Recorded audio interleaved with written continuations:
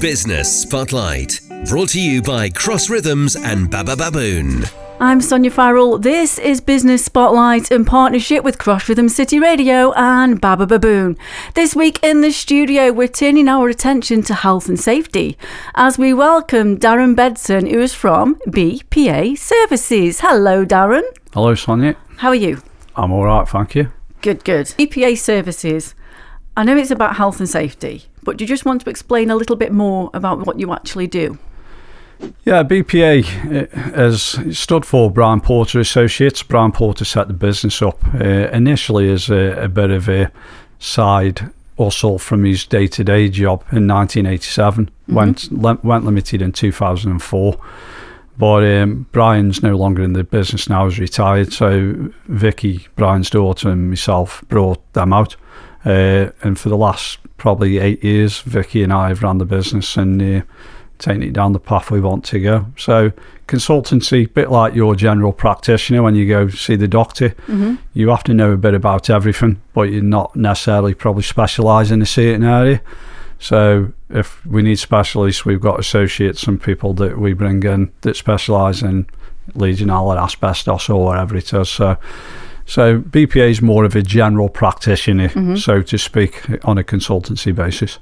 And, you know, in business as well, when you're starting off in business, especially anyway, you do tend to do everything. But like you've just mentioned there, sometimes you do need to bring in experts to do the things which you're not good at, and the skill set that you haven't got, and the awareness and expertise that you haven't got within the business.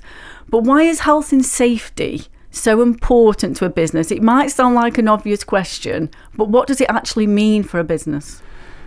Health and safety, it's regulatory driven, and I've been in health and safety personally for about 26 years now, and I don't like to use health and safety as a scare tactic and scare people into it. You need to have people buy into it.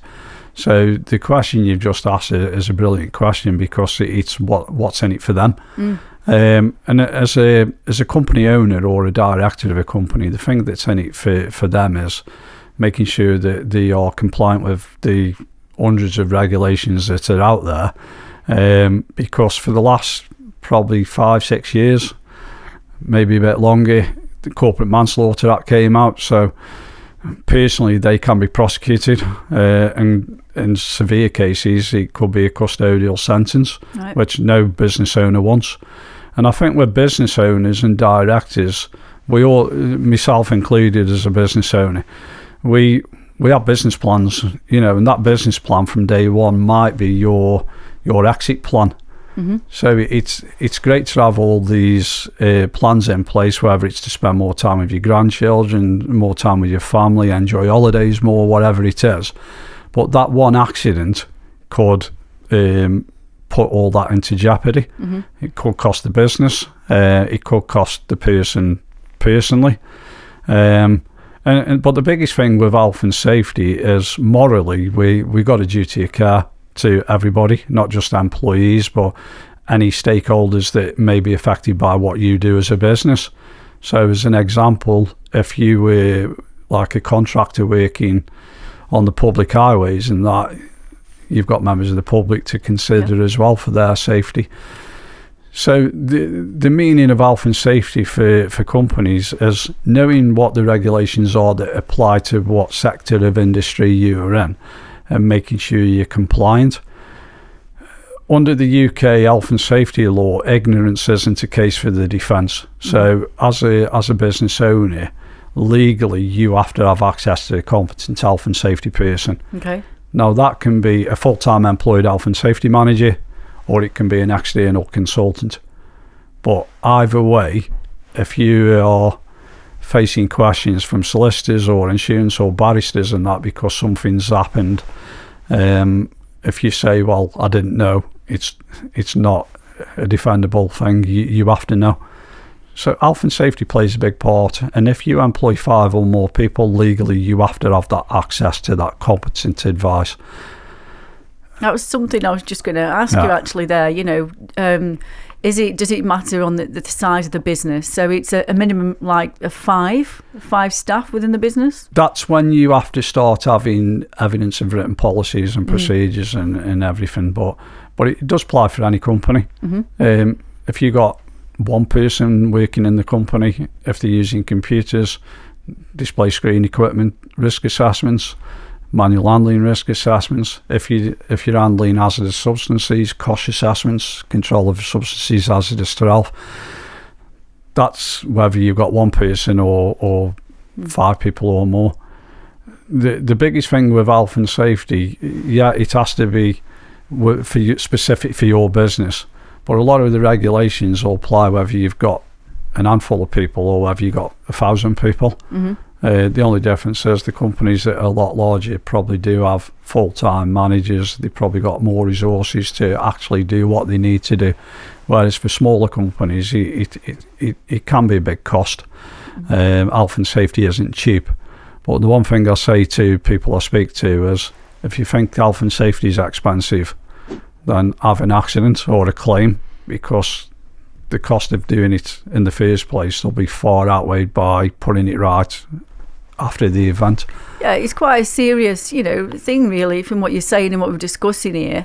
And your experience in how many years, you've been in the business, but in the industry, have you seen any sort of changes in the way businesses are either more receptive or they're more aware of what is needed for health and safety, or has it just sort of remained constant? Yeah, I've been doing health and safety, I can't remember, but you're talking 26, 27 years now, 18 years in the consultancy company I'm in now. But the biggest change in health and safety over the years has been more towards the health, not the safety. I think with the safety, a lot of the bigger organisations were there a long time ago. So the things like the assessments and all that sort of thing, occupational health and stuff like that. There are still companies out there that probably nowhere near compliant, but you only know what you know. And that's why it's important to have that competent person to tell you whether you are doing it or not. So it's about education. The biggest change in health and safety over the years has been more focused on the health side. We're having an ageing population. People are working longer. We've just gone through 5 years ago COVID, which has had a knock-on effect with people having long-term COVID. People's stress levels are a lot higher. There's more mental health and things like that. So health and safety, there's a big part of that's about stress levels and managing people's mental health. Things like flexible working, working from home where they can, and things like that. So people get a better work-life balance. With the safety side, it's imperative, and we have seen big strides in that. So things like the face fit tests. So a few years ago, the health and safety executive had a big focus on dust and noise and things like that. So there's been a big change in dust and noise regulations. Whereas anybody exposed to dust now, carcinogenic dust, things like that, they have to be face fit tested. So they have to have their own mask. They have to be face fit tested. Right. So when they're out on sites and they're exposed to dust levels, the idea behind it is the mask is fitted to the face correctly, so they're not exposed to that dust. And the good thing with that is, and I was on I was doing a training session last week with a company. The big problem with the difference between a safety and an health issue is, if it's a safety issue, somebody has an accident on site today, it's an immediate impact because that person's gone off to the hospital or what have you. So the other people left on site, they start thinking more about what they're doing because they've seen that accident. So for a few days, they'll start wearing the correct PPE and following the same processes. And over time, they probably go back to how they were. But with the health side, it could be 30 years, 40 years time. So as I was saying to the group last week, I was doing the training session with, things like your face fit masks and stuff like that. It's not necessarily today, but it could be later in life when you want to spend time with your grandchildren and everything, but you can't because you're struggling with breathing difficulties and things like that. So again, it's about educating people and what's in it for them. That's what people want to know. How do they benefit? Yeah, I was going to say the benefits of the wider, not just in the workplace, but like you said there, relatable to the personal and the family life and everything. Yeah. And just your experience. Have you seen anything or come across anything within an organisation which has been quite scary, or somebody has actually ended up being fined quite a lot or prosecuted? Yeah, we, as you can appreciate, Sonya, over the years, unfortunately, it doesn't matter what processes you got in, we're human beings, and we don't know what's going on in that person's personal life. It could be just worried about somebody's health issues in the family or finance. So you can have all the procedures in place, but unfortunately, accidents still do happen. We've been involved in one fatality, a client of ours. And when you receive that phone call, you feel sick to your stomach. And that's me as a consultant. So you can appreciate that's how that makes me feel. That's a telephone call you never want to receive. But it's even more impactable on the directors of that company, on that person's colleagues, because they see them on a day-to-day basis. And people, a lot of cases, they're not just colleagues, they become friends. Socialise outside work, and that's very frightening, because in that situation you do have the police on site. The police are questioning everybody that was on site, witnesses. You have the health and safety executive on site. So people are not just going through the trauma that a colleague has unfortunately been killed at work. They're also facing questioning from police and HSE, health and safety executives, because in the health and safety world, it's looking for the root cause. There's no such thing that an accident's just happened. There might be something in the chain of events that's caused that. So that was the fatality one that I've had one and don't wish to have anymore. I've had personally a few cases where I've been involved in some very close to fatality risk incidents, and again I did one, won't go into detail because of confidentiality, but it was involving an heavy piece of equipment. I had the phone call from the client saying that this person had been taken to hospital, and they asked me if I could go in and do an investigation. They weren't a client of ours at the time, but we ended up being a client of theirs off the back of this. And the accident happened on a Tuesday morning, but doing the investigation, looking through their processes and the check sheets and witness statements and that, the actual root cause of that accident was the Thursday before, where somebody had failed to put something back correctly. And because the checks during that time hadn't picked up on the fact that he'd been put on incorrectly, resulting in the accident. So the root cause was 4 days before it actually happened. So yeah, you get involved in quite a few things like that. Luckily, it's normally the nice side of things where you're helping people to hopefully never come across that situation. But as I said, it doesn't matter what you've got in place. Unfortunately, accidents do happen, but we have to find out the reason that accident happened. And I'm just going to ask from another side then, from your experience and what you've experienced on that side with helping clients with certain, incidents and everything, and looking into it and investigating, those situations.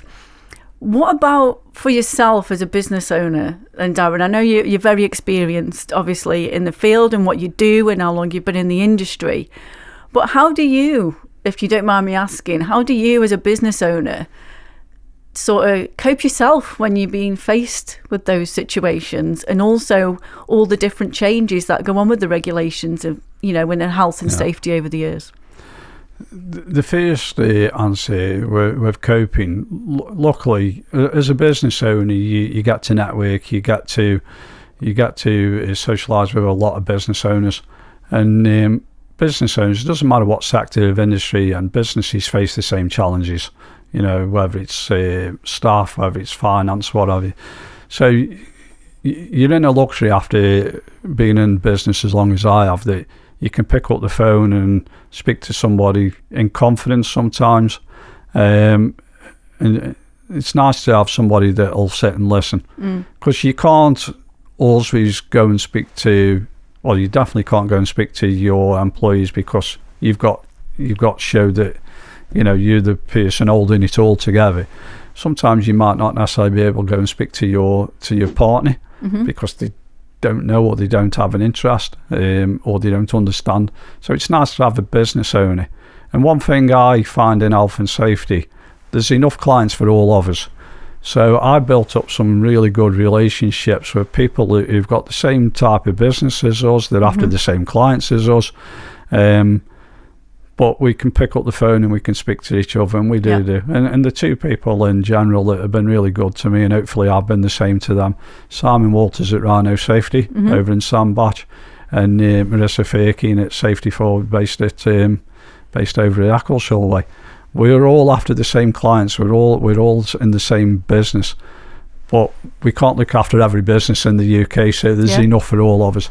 But because we all go through that, and we all sometimes have to discuss the regulation, we'll pick up and speak to one another sometimes. Not so much recently, because we're all busy people, but sometimes we'll meet up and have a bit of lunch and just talk about business and regulations. The second answer to the second question about regulation, as an health and safety consultant, or any consultant, does that matter whether you're in the financial industry or not, you have to maintain your competence. So you have to do your continual professional development, your CPDs. I've been a member of IOS now since 2002.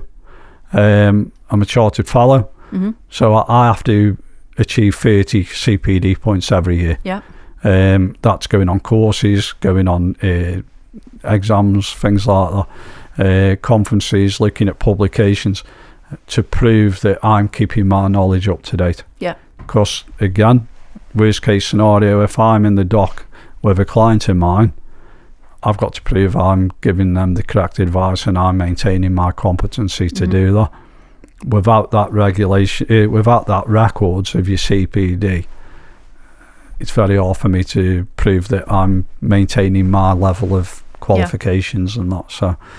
So yeah, it's all about CPDs and that, and you never stop learning. People have said a number of times that I'm the health and safety expert. I'm far from the expert. Every day is a school day. And I'm just going to ask you one more thing, because time is ticking, Darren, but one more thing I was quite interested in, we chatted about off air, was careers in health and safety.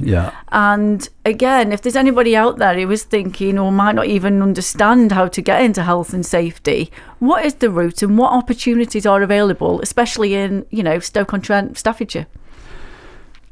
Health and safety is a strange one. I don't, like when I used to go to school, we had careers advisors, and I don't think anybody said they wanted to be an health and safety person. And me personally, it was just something that I gravitated into. It wasn't something I planned. And I think a lot of people of my age group, that's what happened. But health and safety is a fantastic career.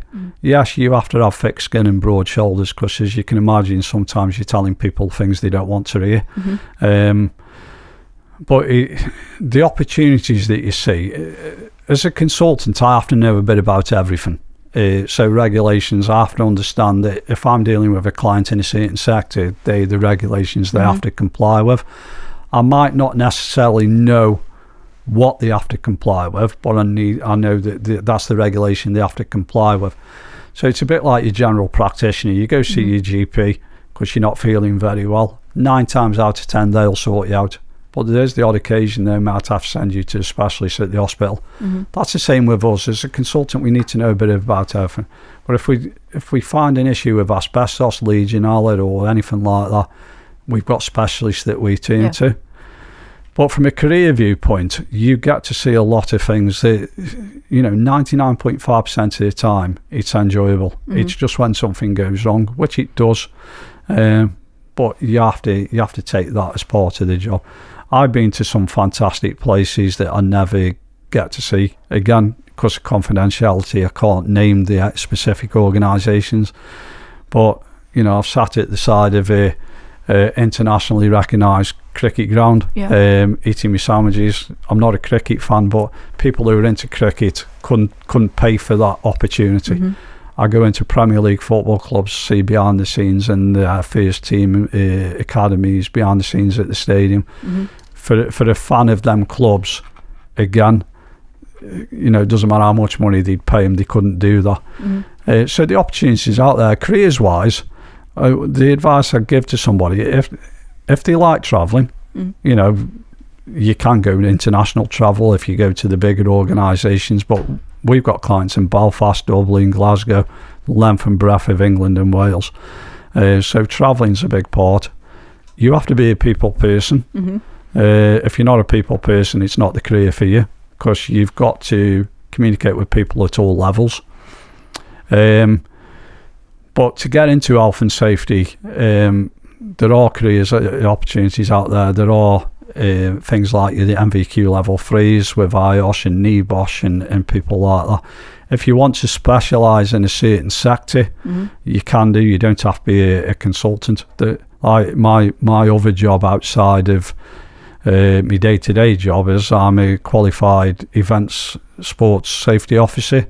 So I run football matches. I've done for a few years. I've been involved in concerts. So again, if you wanted to specialise in that sector, there are courses and qualifications out there where you can go and run football clubs, well, not the clubs, but the match day, and the build up to the match day, rugby union, basically any sport, because they have to follow the Green Guide. So if it's a sport thing, it's the Green Guide, and that's what you learn with your qualifications. So there's big opportunities out there. And if you're not sure of what you want to do, but you enjoy health and safety, and you want to make a difference, because that's a big thing. It's not about monetary. It's about making a difference, educating people. If you can save one person's life or one person from ill health, then that's nice to know that you've done that. Making an impact. Darren, thank you so much. Thank you for coming on Business Spotlight. No problem. Thank you for having me. Anytime. That's Darren Bedson from BPA Services here on Business Spotlight with me, Sonya Farrell. Business Spotlight, shining a light on our local business community. Brought to you by Cross Rhythms and Baba Baboon.